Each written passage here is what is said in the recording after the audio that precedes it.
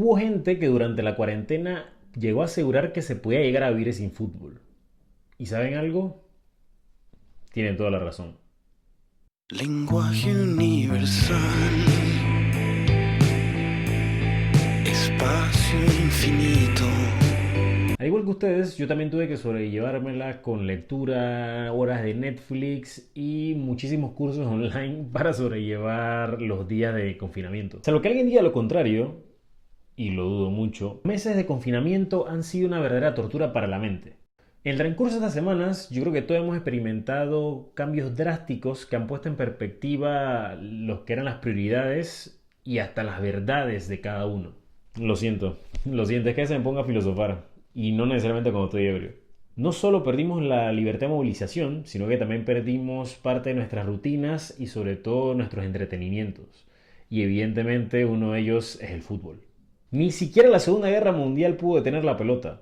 Tuvo que hacerlo un virus. Y a pesar de esto, la vida no dejó de transcurrir. Vimos, bueno, y todavía vemos a los mejores héroes de la humanidad dando lo mejor de sí para poner resistencia a una batalla que todavía está en plena disputa. Como fuimos reducidos a arreglárnosla con lo prioritario en esta vida, muchos aprovecharon la oportunidad para hacerse eco de premisas como que sin Ronaldo o sin Messi estamos sacando esto adelante, o sencillamente que la vida sencillamente se puede vivir sin fútbol.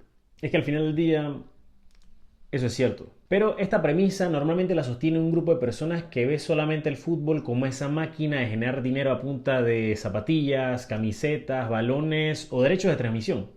O sea, duele admitir que ese espectro circense es la principal cara, la principal imagen que se refleja ante el mundo cuando se habla del fútbol hoy en día. Pero eso está muy lejos de ser lo más importante aquí. Pocas situaciones en la vida generan tanta pluralidad de emociones y sensaciones como un partido de fútbol. Por lo que piensan que no es la gran cosa, hay gente que vio afectada su rutina y su día a día con esta pandemia, porque muchos no pudieron viajar, no pudieron continuar viajando para apoyar a su equipo en los partidos de visita o sencillamente encontrarte con tu grupo de amigos todos los fines de semana en tu bar favorito para ver la liga. Y ante la falta de inmediatez, perdimos también esa sensación o esa potestad de discutir ampliamente sobre fútbol, porque no todos los días podíamos hablar ya de los regates de Messi, de la velocidad de Cristiano, de la potencia de Lautaro Martínez, de la pelea por el descenso de Inglaterra.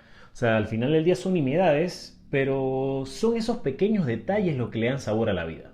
Y aunque tuvimos acceso a un montón de valioso, pero valiosísimo material de archivo, bueno, por lo menos yo me la pasé viendo en bucle un montón de veces el Holanda-República Checa del Euro 2004, nada se compara con la sensación de desconocimiento, de ignorancia e incertidumbre que te genera un partido en vivo.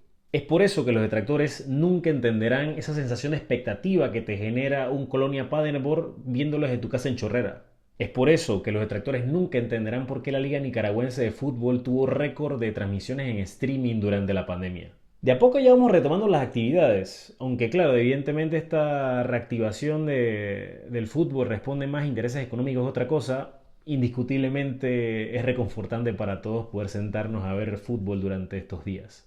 El fútbol es una completa catarsis y para quien no la ha vivido es muy difícil de explicar. ¿Y es que no es acaso el fútbol la cosa más importante de las menos importantes? Campo de juego.